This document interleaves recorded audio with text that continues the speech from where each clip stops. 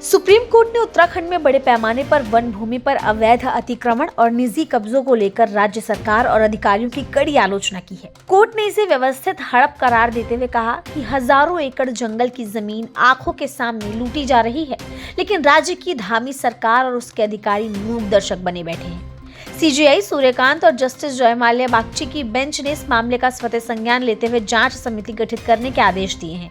ये मामला ऋषिकेश के पशु लोक सेवा समिति से जुड़ा है।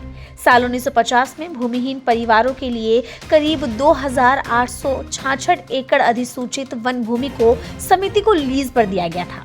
समिति ने भूमि के हिस्से अपने सदस्यों को आवंटित कर दिए। बाद में 1984 में समिति ने कुछ हिस्सा वापस कर दिया, लेकिन बाकी भूमि पर निजी कब्जे बने रहे और अवैध निर्माण होते रहे। ये मामला अनीता कंडवाल नामक एक याचिकाकर्ता की विशेष अनुमति याचिका के बाद शुरू हुआ, जिसमें कुछ व्यक्तियों पर अवैध कब्जे का आरोप लगाया गया था। कोर्ट ने याचिका की सुनवाई के दौरान मामले का दायरा बढ़ाते हुए इसे स्वतः संज्ञान का रूप दे दिया। सीजेआई सूर्यकांत ने मामले पर टिप्पणी करते हुए कहा कि पहली नजर में ये मामला दिखाता है कि निजी व्यक्तियों ने योजनाबद्ध तरीके से हजारों एकड़ वन भूमि हड़प ली है। सबसे चौंकाने वाली बात यह है कि उत्तराखंड की धामी सरकार और उसके अधिकारी अपने आंखों के सामने ये सब होते हुए देख रहे हैं और मूक दर्शक बने रहे। कोर्ट ने इसे राज्य की नाजुक हिमालयी इकोलॉजी के लिए गंभीर खतरा करार दिया है, क्योंकि ऐसे अतिक्रमण से जंगल सिकुड़ रहे हैं, जिससे भूस्खलन, बाढ़, मिट्टी का कटाव और जैव विविधता को भारी नुकसान हो रहा है। मामले की सुनवाई के दौरान कोर्ट ने कुछ प्रमुख आदेश भी दिए हैं, जिसमें विवादित भूमि पर स्टेटस क्वो बनाए रखा जाए, कोई बिक्री, हस्तांतरण या थर्ड पार्टी अधिकार नहीं बनाए रखे जा सकते हैं।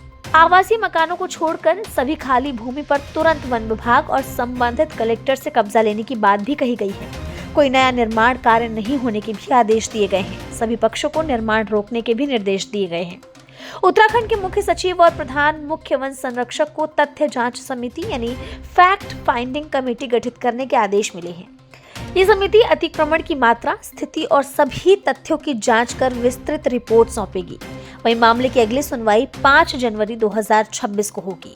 हिमालय इकोलॉजी पर खतरा क्यों है? आइए अब आपको ये बता देते हैं। दरअसल उत्तराखंड में वन क्षेत्र राज्य के कुल भौगोलिक क्षेत्र का लगभग 45% है, लेकिन अतिक्रमण, अवैध कटाई और विकास परियोजनाओं से वन कवर लगातार घट रहा है। हिमालय की नाजुक पारिस्थितिकी में जंगलों की भूमिका जल संरक्षण, मिट्टी स्थिरता और प्राकृतिक आपदाओं को रोकने में महत्वपूर्ण है। ऐसे अवैध कब्जे जलवायु परिवर्तन को बढ़ावा दे रहे हैं और भूस्खलन और बाढ़ जैसी आपदाओं को आवृत्ति बढ़ा रहे हैं। विशेषज्ञों का मानना है कि कोर्ट की सख्ती से राज्य में बड़े पैमाने पर कार्रवाई हो सकती है, जो पर्यावरण संरक्षण के लिए मील का पत्थर साबित हो सकता है।